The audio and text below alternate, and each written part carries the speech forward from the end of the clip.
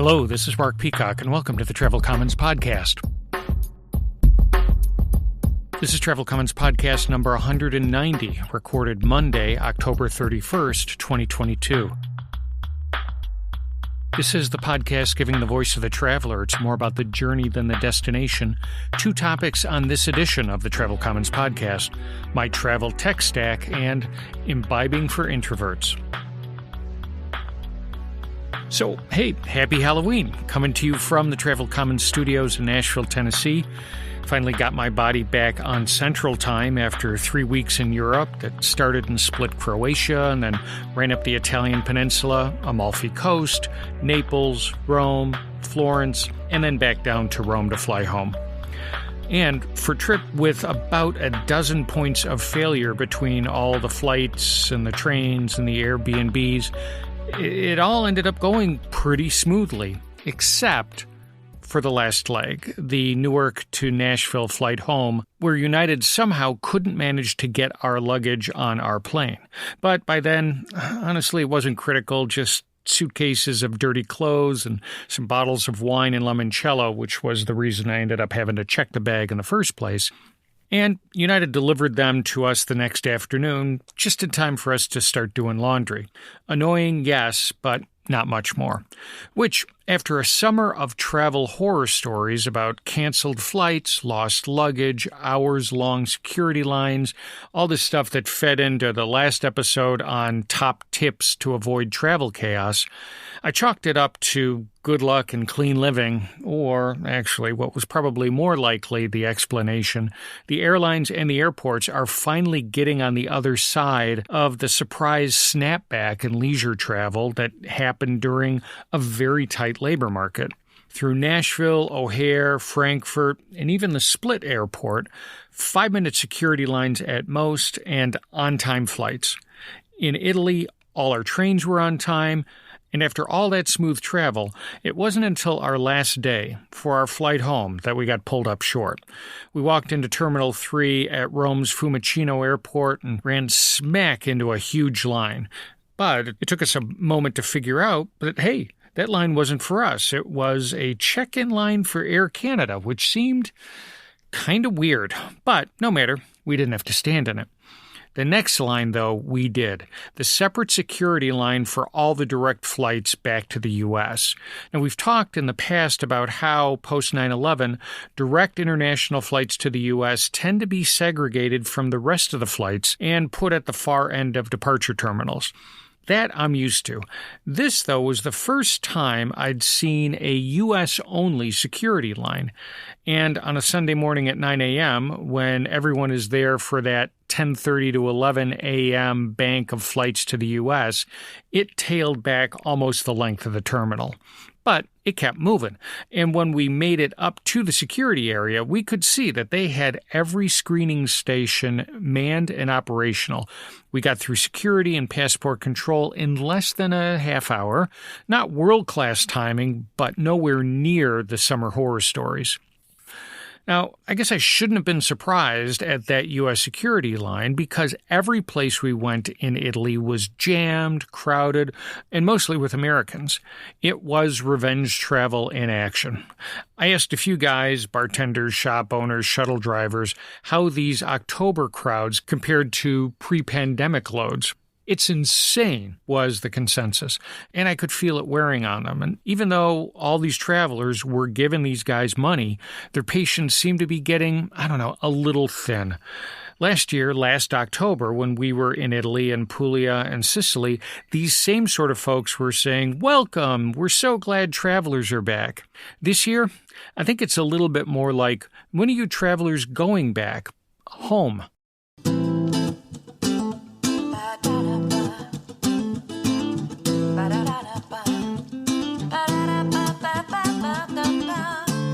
So following up, I'm going to hold my thoughts about Croatia and Italy, that trip, for the next episode, do one of my sort of stream of consciousness notes on a location topic.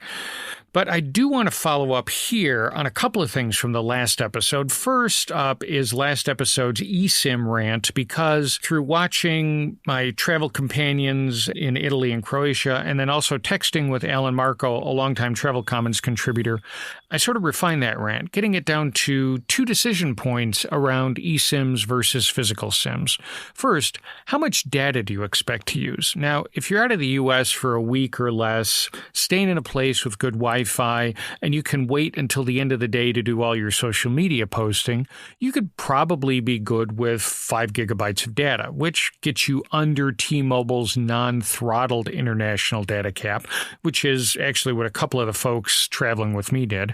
It gets you way under Google Fi's 50 gigabyte cap, and it probably also fits into, say, a $15 to $20 eSIM from someone like AlloSIM or Airalo.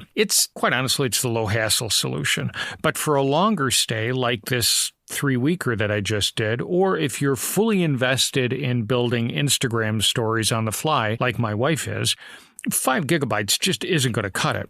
Now, I reset my iPhone data stats on the flight to Frankfurt and then looked at them as we were taxiing out to the runway in Rome.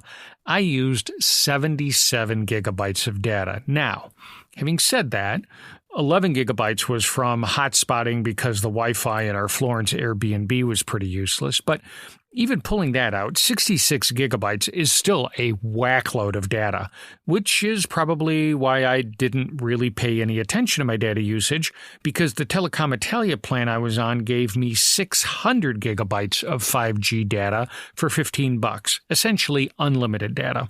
So while my T-Mobile using companions were scrounging for a bar's Wi-Fi password to do their own tap check-ins, I was, uploading pictures and refreshing my podcasts just on the fly. Now, the second decision point you hit then is, do you need to make regular phone calls? Do you need a local number? This is more and more of an edge case, with people primarily texting, and when there's a specific need for a voice call, people can ring up through WhatsApp or Telegram.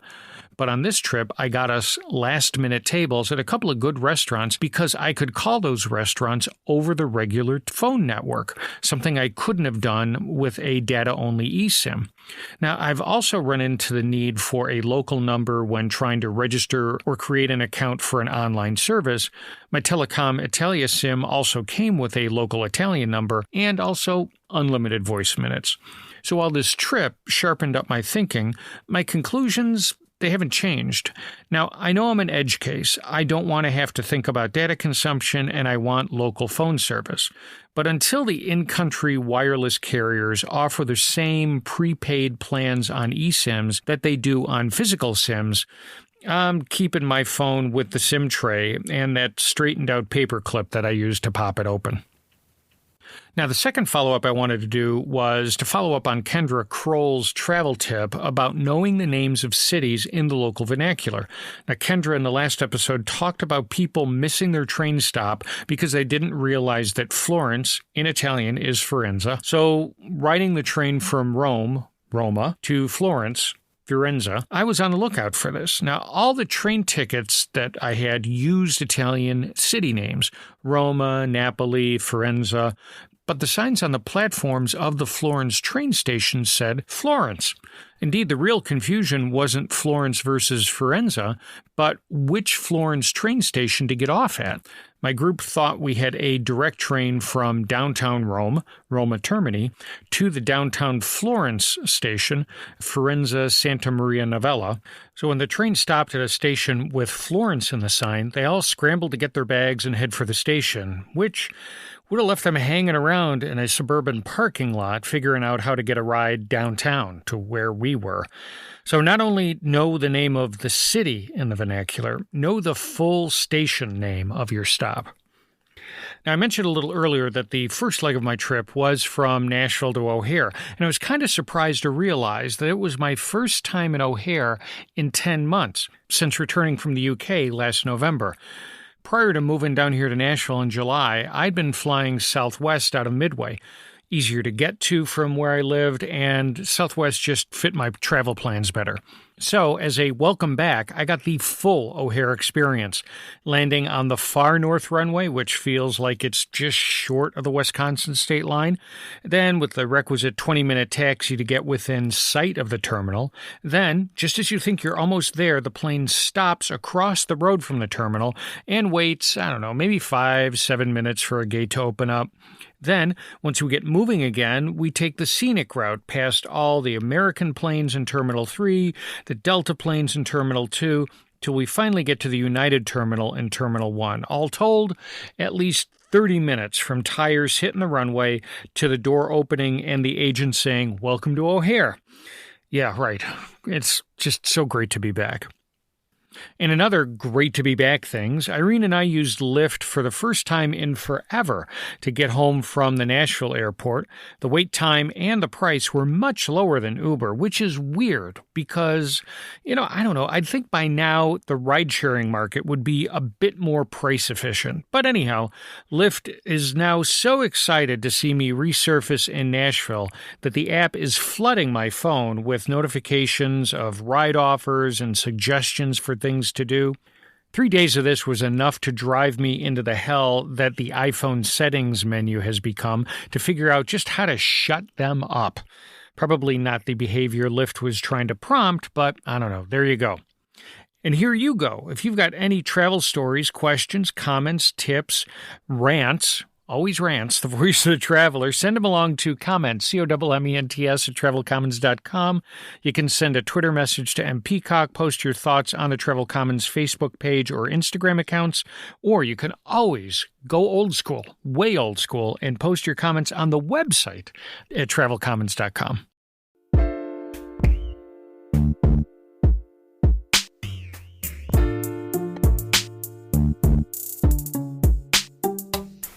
The first topic on today's Travel Commons podcast is my travel tech stack.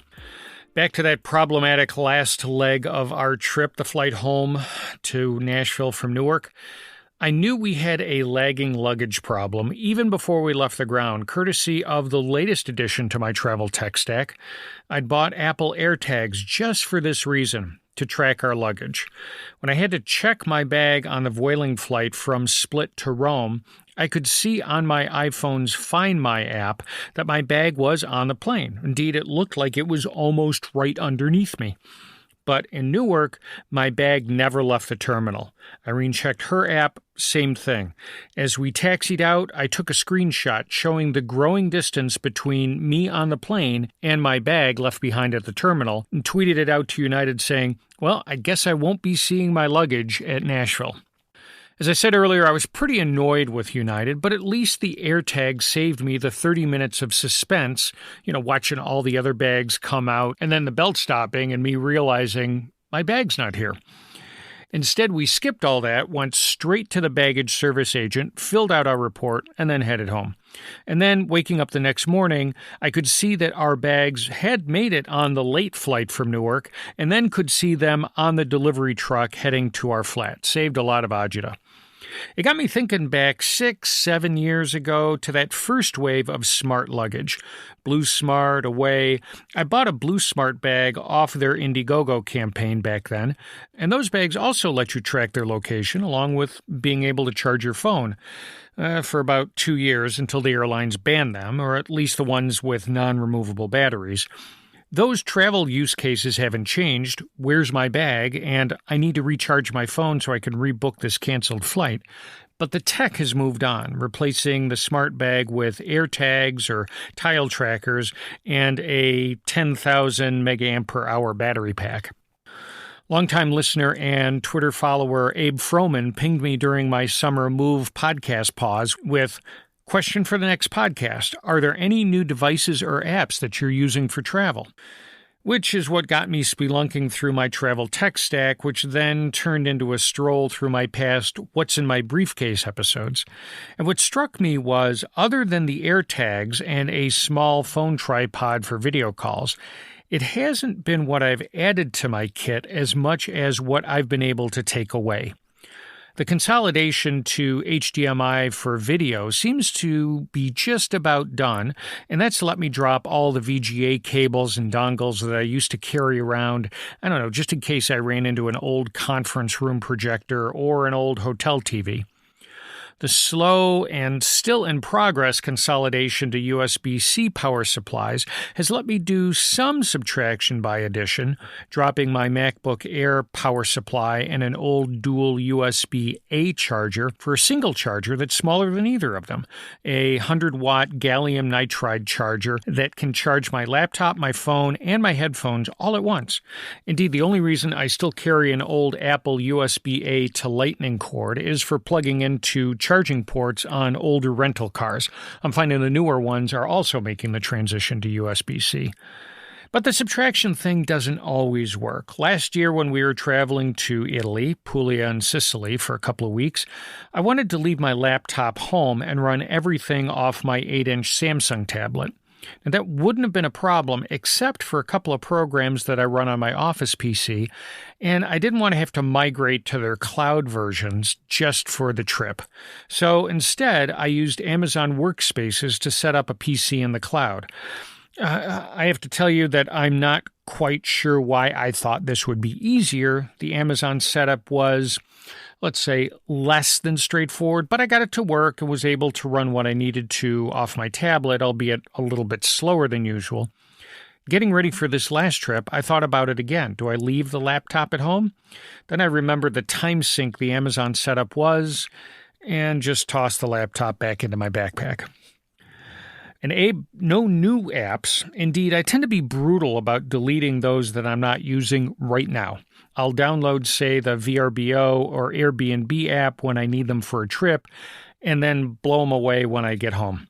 I also just deleted the Clear app. I had a year free from some credit card, and I've talked about this before. I never used it. So I canceled it before they charged me for another year and deleted the app. Yelp is on the bubble right now for deletion. I find myself using it less and less, just defaulting to Google Maps, restaurant suggestions, and ratings, since I usually already have that app open for directions. The airline carriers' apps continue to improve incrementally. I used to use an app that had maps of all the major airports, but found I was using it less and less as the carriers added similar maps to their apps. Indeed, while waiting to deplane in Newark, I checked the United app, and it had an animated step-by-step map showing me the path from our arrival gate through customs to our departure gate. Too bad the guys moving our luggage didn't have the same map. Now, as I've mentioned in past episodes, I still use the free version of TripIt to consolidate all my plane, train, hotel, Airbnb confirmation emails into a single itinerary.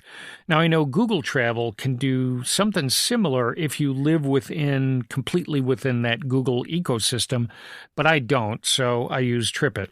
TripIt keeps pushing their $50 Pro offering to me with real-time alerts and airport maps. I had the Pro offering once, but now I get all that stuff for free on the carrier apps. Now, if I was going to pop $50, I'd spend it on the Flighty app instead. And I talked about this a few episodes ago. I trialed Flighty back in the spring on a trip to Santa Fe, New Mexico. I thought it was a great app. Indeed, if I was still flying every week, it'd be a no-brainer. Better yet, I'd figure out a way to expense the $250 lifetime membership and just be done with it. But I have to tell you, the one piece of travel kit that's been with me since the beginning and continues to earn its keep, a bottle opener. Even as craft beer has moved to cans, that stamped metal New Belgium bottle opener that I got in a tour years ago has saved the corner of many a hotel dresser.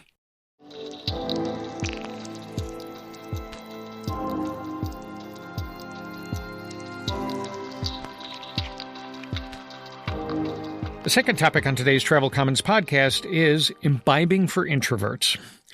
When frequent travelers are on the road, we spend a lot of time alone in our hotel rooms, and in spite of the advice from a former colleague of mine who wrote a book, Never Eat Alone, we do eat alone a lot. So when I saw an upcoming book about drinking alone, it seemed a perfect fit for the podcast. So I reached out to the author, Jeff Cioletti, editor-in-chief of Craft Spirits magazine. Hey, Jeff, thanks for joining us on the Travel Commons podcast today. Your upcoming book? Technically, the release date is November 15th. I tried to get them early for an event October 20th, but they got held up on a freight train somewhere in the United States. So it's like that damn supply chain. So anyhow, your upcoming book, Jeff, is Imbibing for Introverts, a guide to social drinking for the antisocial.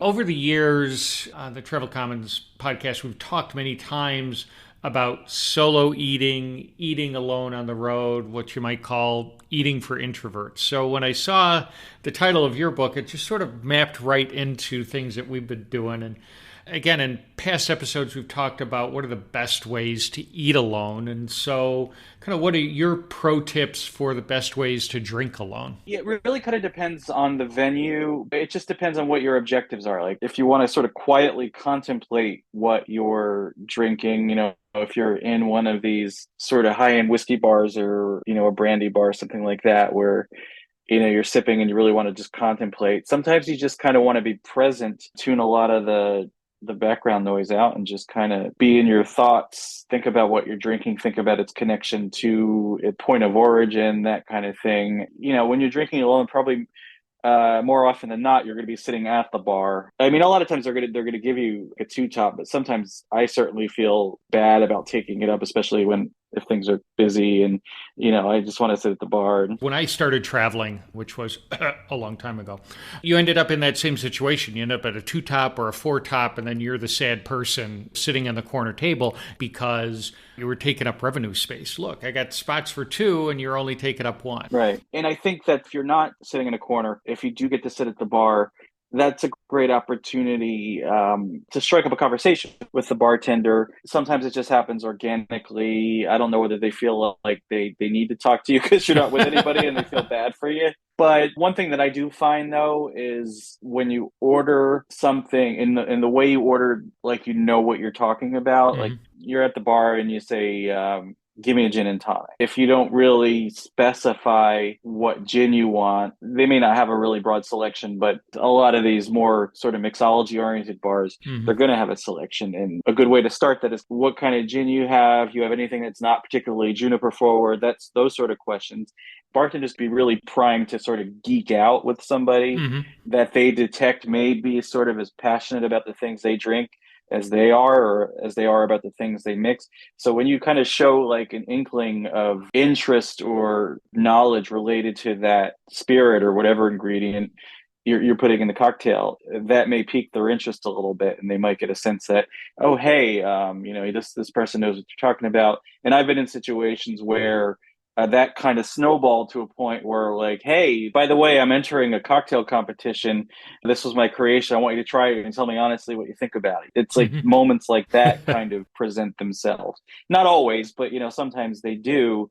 Sometimes they'll also have kind of a secret stash behind the bar. It could be a rare whiskey that's not on their list. Sometimes they will sneak you some of that. I mean, it's not going to necessarily be free, but they'll give you a pour of something that they're protecting and hoarding and not really giving to just anybody.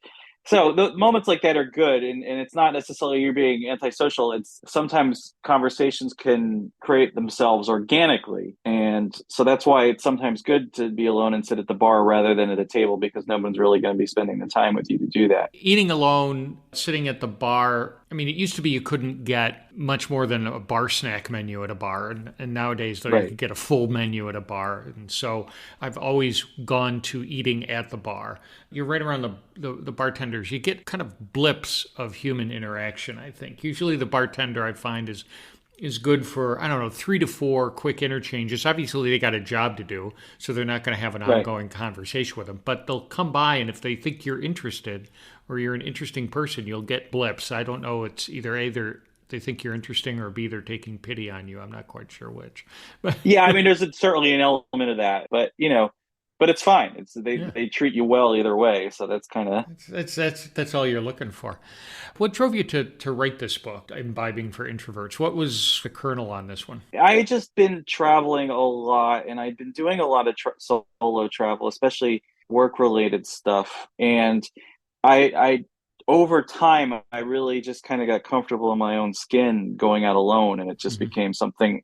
I realized I actually enjoy my own company, and it just kind of came together in my head. One time I was just sitting at a bar, and I wasn't alone at the time I was doing it. I was having a drink with a friend in a bar that I had often had a drink alone in, and I'm like, I'd really love to do a book about just kind of being an introvert, sort of, and just enjoying your being by yourself and drinking alone, and that normalizing that too, because some Hmm. people are just weird about going out alone. I think when you do a lot of travel, and I think you've got to get comfortable with your own company because oftentimes that's it.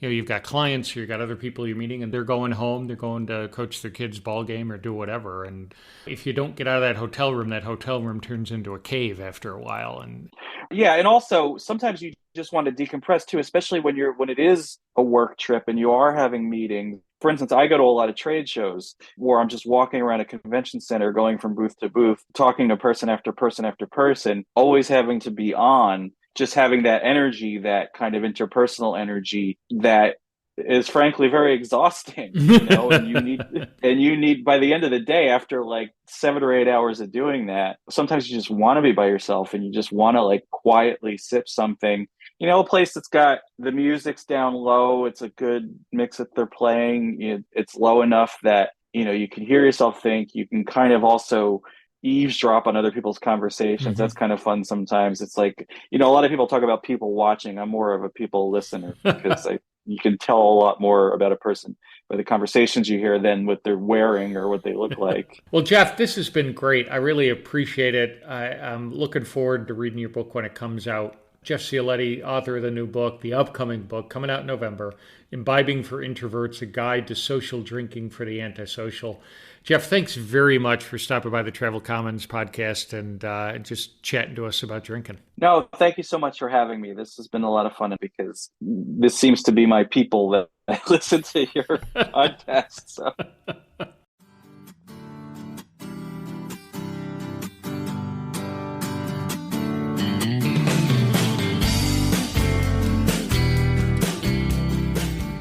Okay, that's it. That's the end of Travel Commons podcast number 190. I hope you enjoyed it. I hope you decide to stay subscribed.